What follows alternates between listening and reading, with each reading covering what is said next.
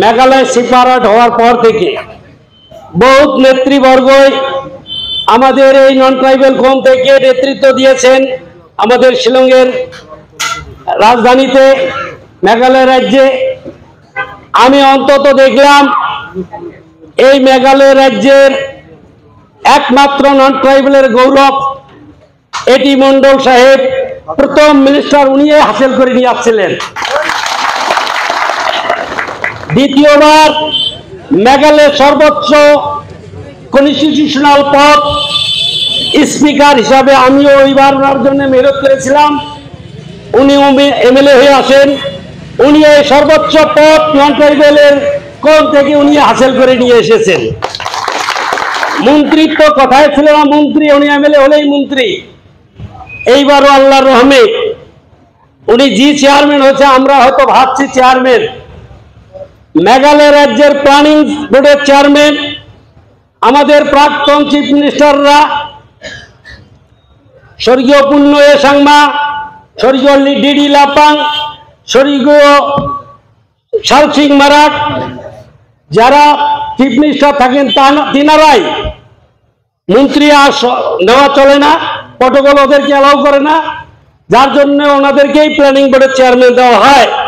ঠিক ওই পদে আহরণ করেছেন আমাদের প্রিয় নেতা এটি মন্ডল সাহেব, যার জন্য ওনাকে স্বাগত জানানোর জন্য আমরা এই অঞ্চলবাসী আমরা উপস্থিত হয়েছি। ভাই সত্যি মশলা না থাকলে, তার যোগ্যতা না থাকলে কোনোদিনও ওই পদ তাকে দিবে না। মেঘালয় রাজ্যের উনি যেন পাওয়ার মিনিস্টার হলো, উনি যেন যখন এইবার 2023-এর ইলেকশনের পরে মিনিস্টার হওয়ার পরে আজকে সত্যি ওনার সঙ্গে ওনার সুনাম কোয়া ঠিক নয়, যদিও আমাদের যুদ্ধে দুর্বল আমাদের কারণ ছিল, এই সবল করার একমাত্র কারণ এটি মন্ডল সাহেব।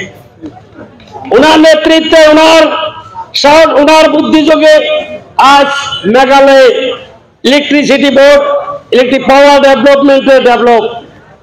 আজকে যে জায়গাতে আমরা স্টপেলেজার লাগেও আমরা লাইন চালাতে পারি নাই। যারা একটু অবস্থাশালী মানুষ 5 কেবি 10 কেবি, আজকে এটি মন্ডল সাহেব এই অঞ্চলের জন্য বহু ডেভেলপমেন্ট করে নিয়ে এসেছেন বা আনতেছেন, হয়তো চোখে এখনো দেখা যায় নাই।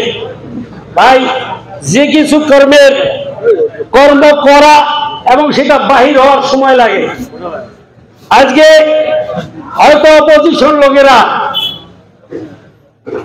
আমাদের এই ফুলবাড়ি সমষ্টির যারা এটি মন্ডলকে হয়তো ভোট দেন নাই, ভালো পায় নাই, ওনার অনেক দক্ষতাপূর্ণ কামের কথাও যদি আপনারা সামনে যা বলেন ওনারা বলবো না কিছুই করে নাই। কিন্তু ওনার কর্মে, ওনার পদে, ওনার জ্ঞানে যা কিছু ডেভেলপমেন্ট করেছে, আমি তো মনে করি সরকারে এই জায়গায় অন্য কোনো এমএলএ হলে হয়তো এই সম্ভব ছিল না। যার জন্য আজকে আমি ফুলবাড়ি জনসাধারণের তরফ থেকে ওনাকে চেয়ারম্যান আহার করার জন্য স্বাগতম জানাচ্ছি। আমি আশা করি উনি যেন আমাদের এই অঞ্চলের বহুত এখনো কাম রয়েছে, আমাদের ডেভেলপমেন্টের বহুত প্রয়োজন, আমাদের নিরাপত্তার অনেক প্রয়োজন, আমাদের গরিব ভাইদের অনেক কাম, এ সমস্ত কাম যেন সুস্থ শরীরে মহান আল্লাহ পাক যেন ওনাকে করার দক্ষতা দেয়, তার জন্য আমি সমস্ত মানুষের কাছে ওনার জন্য দোয়া করার জন্য আমি আবেদন রাখছি।